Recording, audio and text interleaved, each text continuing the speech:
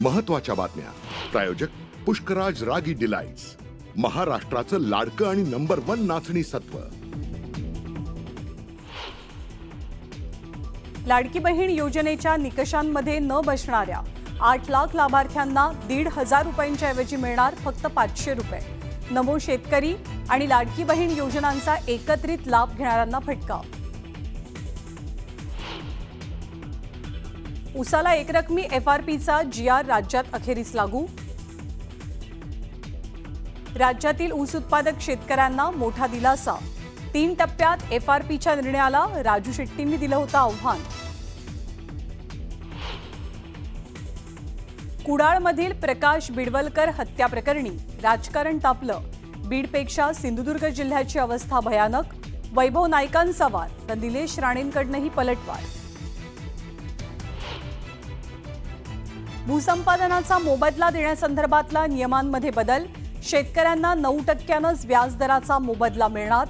मंत्रिमंडळाच्या बैठकीतल्या निर्णयाचा शेतकऱ्यांना फटका. हेमलता पाटलांचा शिवसेनाला जय महाराष्ट्र. फेसबुकवरती व्हिडिओ शेअर करत पक्षातनं बाहेर पडण्याची घोषणा. हेमलता पाटलांनी नुकतीच काँग्रेसमधनं शिवसेनेमध्ये प्रवेश केलेला होता. महाविकास आघाडीला भाजपकडनं दे धक्का. माजी आमदार संजय घाडगे आणि माजी आमदार पांडुरंग बरोरांचा भाजपत प्रवेश, तर प्रसाद हिरेंनीही काँग्रेसची साथ सोडली.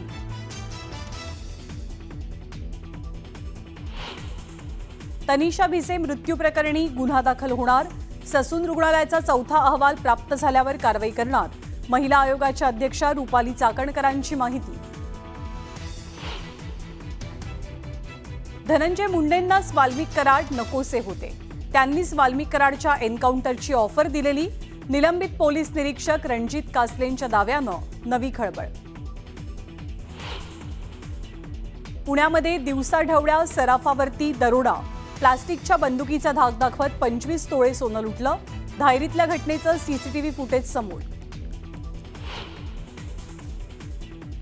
नॅशनल हेराल्ड प्रकरणासंदर्भात ईडीकडनं आरोपपत्र. राहुल गांधी, सोनिया गांधी, सॅम पित्रोदा यांच्या विरोधात आरोपपत्र दाखल. कोर्टाकडनं पुढची सुनावणी 25 एप्रिलला. अयोध्येमधील राम मंदिर बॉम्ब न उडवून देण्याची धमकी. अयोध्या पोलिसात गुन्ह्याची नोंद. तामिळनाडूमधनं धमकीचा ईमेल आल्याची माहिती.